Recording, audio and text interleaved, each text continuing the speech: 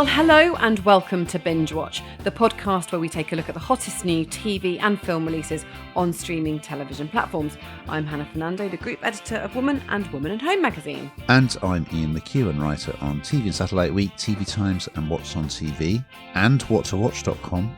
And today we're looking at the new releases that will be available on Friday the 11th of April 2025, including the return of Charlie Brooker's dystopian anthology series Black Mirror, and Apple TV drama Your Friends and Neighbours starring Jon Hamm as a hedge fund manager in Freefall. And we'll also be checking out a new Sky documentary about goalkeeping legend Peter Schmeichel and fact-based drama Good American Family on Disney+. But first, Ian, what is in the news? Sheridan Smith and Michael Socha will star in The Cage, a new BBC drama set in a Liverpool casino. What else is in the news, Hannah? Well, Mia McKenna-Bruce will play Jane Andrews, the former royal dresser, jailed for killing her partner in the ITV drama The Lady. Good stuff. Well, we're going to kick off this week on Apple TV Plus with a new drama series which arrives on Friday the 11th of April. It's called Your Friends and Neighbours, and here's a clip. Viewed from a certain perspective, life boils down to a series of interconnected decisions. You get the house, the cars, the stuff. But how the hell could everything go so wrong so fast? Has anyone ever told you that you talk a lot? Well, I misplaced my inner monologue and my wife right around the same time. Usual drill with this one. There are 9 episodes. You get the first 2, and then it drops weekly. And it stars Jon Hamm, who, of course, is best known for playing ad man Don Draper in Mad Men, which is available on Netflix, and I've been revisiting it. And that was the role, really, that shot him to fame. He was absolutely superb in it. And I think he's done quite a lot since then, quite often being cast as a villain. I think this is the best thing he's done since that iconic role. So he is playing Andrew Cooper, who is a hedge fund manager, and he had a very apparently perfect life, earning a lot of money, wife, 2 kids, country club, sports car, the big house, until he discovered that his wife Mel, who was played by Amanda Peet, was having an affair with his best friend Nick, played by Mark Tullman. So that's already happened. Then he has another big setback when he is, for reasons I will not disclose, it's a bit of a spoiler, he's fired from his job and he can't get another similar job. But, you know, he's paying for his ex-wife's home, he's paying child support, he's renting a place himself, he's renting a place for his sister, who's a kind of troubled musician. It also features Olivia Munn as this woman Sam, who he's sort of having an on-off relationship with, and it's all set in this very affluent New York suburb called Westmont Village. And Lena Hall plays his sister Ali. So what's going to happen is it's got a lot of kind of voiceover from his character, and it's a bit like Don Draper. It's kind of like a very high achieving individual who is quite complex personality and has a sort of difficult personal life.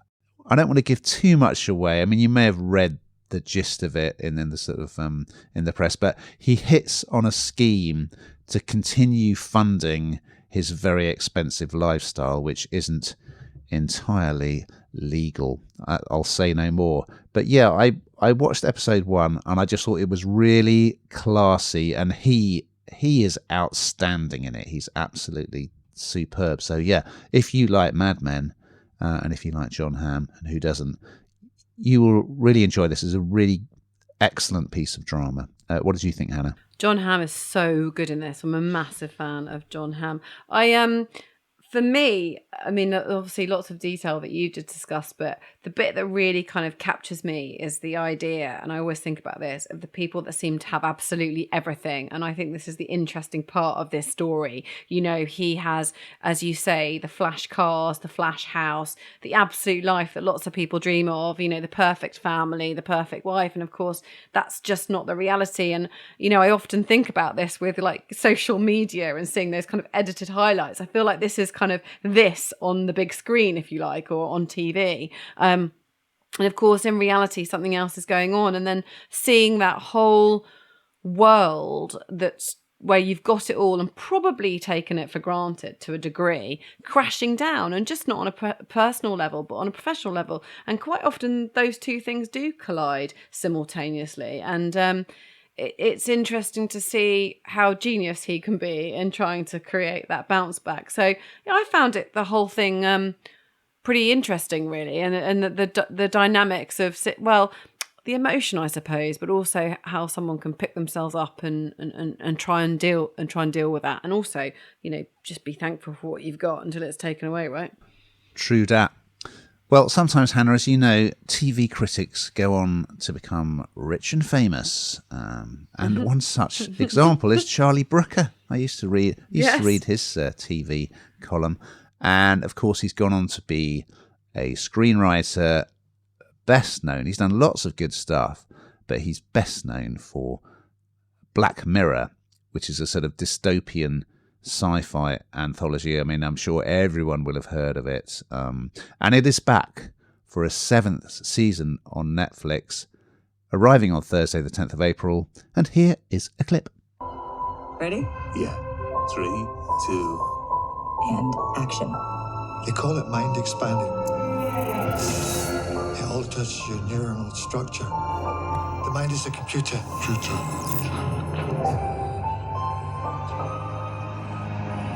Suddenly, we're not just more receptive. You become a receiver. Yes, as you say, Charlie Brooker's really well known for this now, isn't he? The 7th series. I'll be really honest with you. This is not a genre that I naturally sit in, this sci-fi anthology. You'll know that for anyone that listens to this. It's just not really my thing. But there's something quite creepy about this, really, and I think that's why it's really as popular as it is. Aside from that, it has got a stellar cast: Peter Capaldi, Emma Corrin, Chris O'Dowd, Dame Harriet Walter. You know, it's fully loaded, this, and everyone wants to be involved in it, and that will tell you something. It's pretty damn good. So although this isn't my natural fit, I can see why people like it. I think the sort of the knowing what's happened previously really helps, because essentially this is looking on a deeper level at our relationship with technology, and it's completely shifting every day. You know, when we talk about all the different things that's look at AI as a really good example. You know, it's running away with us. How long will it be before AI is, you know, taking phone calls and we think it's somebody else, or we think it's our daughter or our parents or whatever calling us, and it's their voice. And I think that this is kind of playing on those, not concerns, but those thoughts that people are already having. And so it takes you back, because each episode is slightly different. I've only watched one of this in the 7th series, so you might have to help me out here, Ian. But each episode, am I right, is slightly different, a slightly different storyline? That's right. They're all just self-contained stories. Although one of the episodes, which we'll talk about in this new run, is a sequel to a previous ep, and a much-loved ep. Yeah, and I think that is that is going to that galaxy, isn't it, where they're travelling through the galaxy. And that's the bit that I kind of find hard to reconcile. So I enjoy the whole idea of people's brains doing different things and being kind of controlled. But that sort of thing I find a bit odd. But there's a real sort of I think there's quite a chilling vibe. I don't know what you thought, quite a chilling vibe through this about what could happen and what could be done to change our course of life, or something that we're doing. And although it's sci-fi, I don't know, everything feels closer and closer to what could be done to us right now. So I just from the stellar cast through to the kind of interest in technology and, as I say, our sort of shift in mindset, I don't know, it's worth a watch. I mean, I'm sure you'll go into much more detail. I find the whole thing relatively confusing, but the individual episodes are pretty contained, which I think probably helps. Yeah, it is a great series full of fascinating ideas and imagining how tech is going to impact our lives in the future, and it's rarely in a good way. Let's be honest.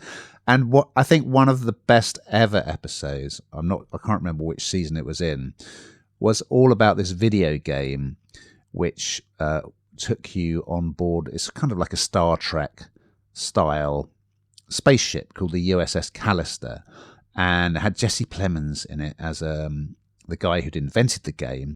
He also had a piece of tech which meant he could, if he took someone's DNA, he could make a digital clone of them, put them inside the game, and then when he played the game, he would be the captain of the ship, kind of bossing them around and doing whatever he wanted. Incredible idea. It was a brilliant episode.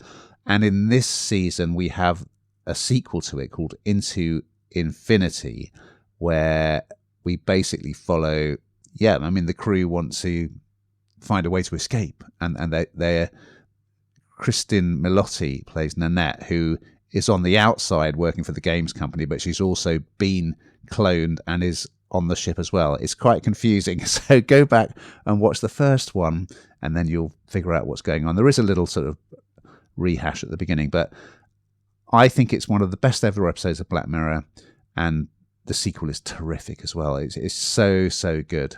But yeah, I mean, Brooker, he just, everything he turns his hand to, he's so good at. He's done so many great things. Remember, he did that Dead Set, which was imagined like a zombie invasion of the set of Big Brother with Davina McCall in it. So yeah, he's just done so much good stuff, and Black Mirror continues to be top quality and attract really good talent. Well, unusually, Hannah, we're going to select something from Sky Documentaries and Sky Showcase this week. It's a sports documentary about goalkeeper Peter Schmeichel. It's called Schmeichel, arriving on Sunday the 6th. It's showing at 9 p.m. And here's a clip. Brutal, extremely demanding. Mistakes couldn't happen. My name is Peter Boleslav. Schmeichel! Peter Schmeichel! Since I was a kid, I wanted to be on top. It was the greatest goalkeeper we ever had. The great thing, people were climbing the floodlights to get a view of this very different type of keeper. So for people who aren't particularly interested in football, Peter Schmeichel is a Danish goalkeeper who, he won the Euros with Denmark, and he also won the treble with Alex Ferguson's Manchester United. He's now a pundit. So this is a look back on his life and career, and football fans will be quite familiar with his playing highlights, and there are contributions from Alex Ferguson, the Manchester United manager, his teammates, Eric Cantona, Gary Neville, his family, and of course his son is a goalkeeper as well, who won the Premier League with Leicester. But for me, more interesting was the backstory of his family, because we find out that his father was from Poland, and he was basically recruited to be a double agent. That was the price he had to pay to go and live in Denmark with this woman he'd met and fallen in love with. So that was an incredible story. And, his dad also then struggled with anger and with drink. And just the thought of how that impacted on young Peter. His dad was a musician as well, and he wanted his son to be a musician like him. And, I mean, the goalkeeper's, it's a position like no other, isn't it? Because, you are on your own. And he had this incredible will to win. And he looks back at him, as well as looking back on the highs, he unexpectedly decided to leave Manchester United during their treble-winning season. And he remembers having a massive argument with Ferguson also previous to that. That wasn't the reason he left. And then controversially, he came back to English football to play for their arch rivals, Manchester City. And there's a great bit of footage where City are playing United and Gary Neville refuses to shake his hand in the tunnel. They used to be teammates. But he's a very likeable character, Schmeichel. But as I say, I mean, I was more than familiar with most of the football stuff, but it was the family element that really grabbed my attention. I mean, I know we're getting a lot of sports documentaries at the moment, but this is one of the good ones. What did you think, Hannah? I love a sports documentary. I always think you find out so much more than the personality you've kind of been. I mean, unlike you, I don't know the football that well. So for me, that's kind of as like a side event of this. It's the fact that, you find out what their personality is like off the pitch. And actually, what's really interesting, they have interviews with Sir Alex Ferguson, and you kind of hear from people in the know in this, which is always great because it's just firsthand. But it's the idea that, Sir Alex Ferguson used to love a big personality on and off the pitch, the stand-up arguments, the rows, when he said, I'm going to let you go, but he actually didn't, leaving Man United of his own accord.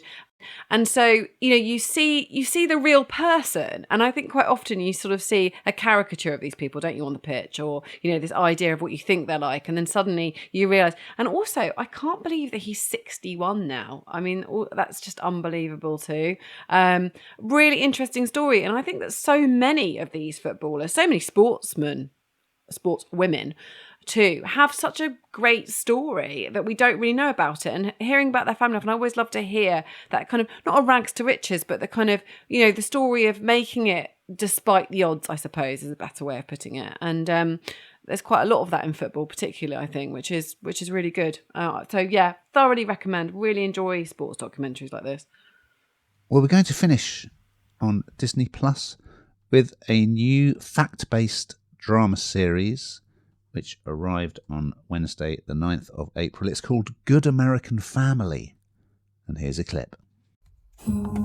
I've always considered myself blessed. I've known I was put on this earth to build a world where all kids can feel safe.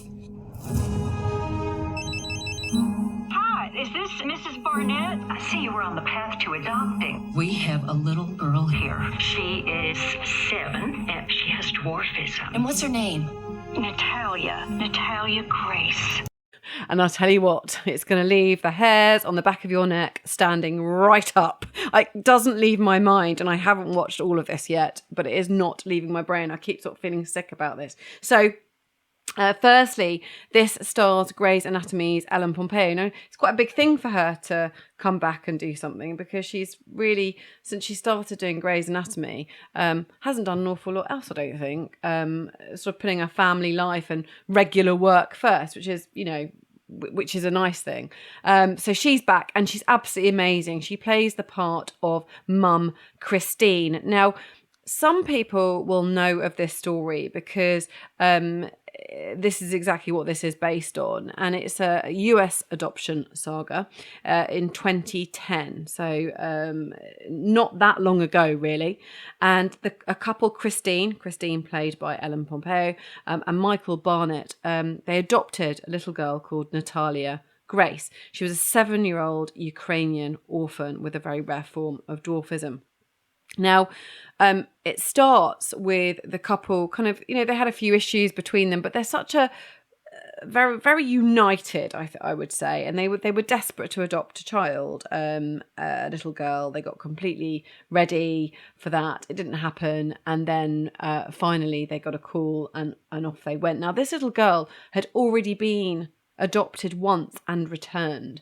But straight away, things don't really ring true with the adoption agency. There wouldn't be a visit. There wouldn't be another home visit. I mean, why wouldn't there be? That's madness, right? They wanted to take more money for her medical bills to pay the previous family back. There's 8 parts, and sheds a light on this really, really quite frightening story. So very, very quickly, the parents are kind of divided and not united. They have 3 sons together already, Wesley, Ethan and Jacob. And Jacob has autism. Mum sets up an amazing kind of autism club for children, and sort of sees herself really over the years as becoming a bit of an autism expert and knowing how to deal with children that have this. So the child comes into their life straight away. She's sort of on dad's side. Dad really likes her. She turns on the charm for her. Her voice straight away, calling them mummy and daddy, feels very fake in this anyway for me to watch. It just straight away, it's a little bit chilling.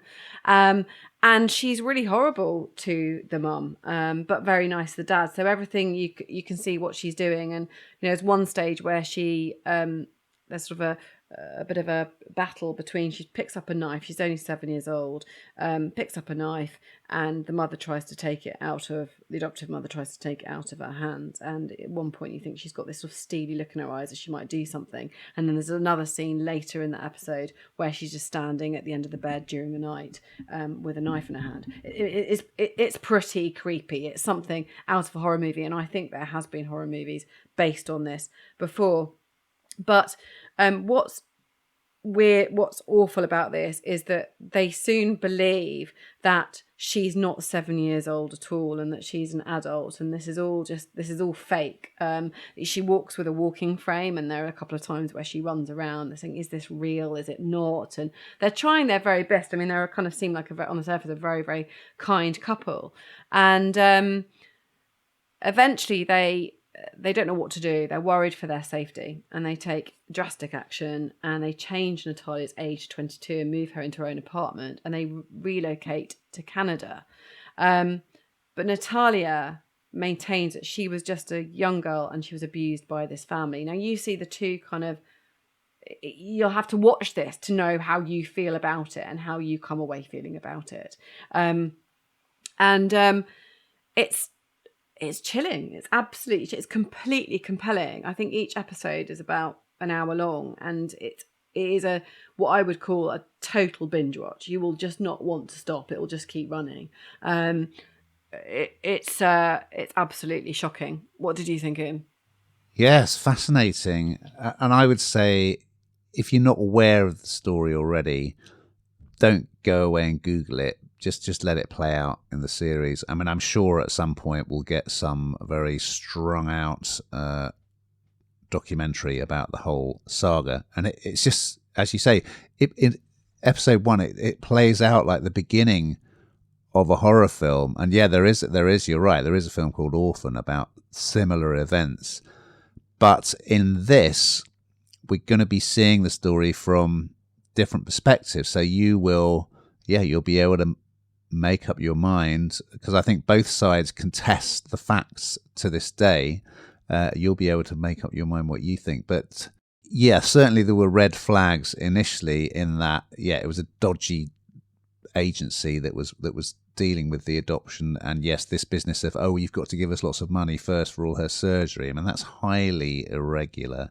And it starts in great style because she is giving a sort of presentation about parenting based on her work with autistic children, and the police arrive to arrest her. It's brilliant.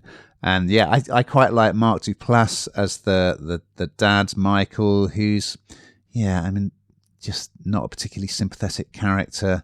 Yeah, gripping. I think you will be hooked, and it's something really out of the ordinary.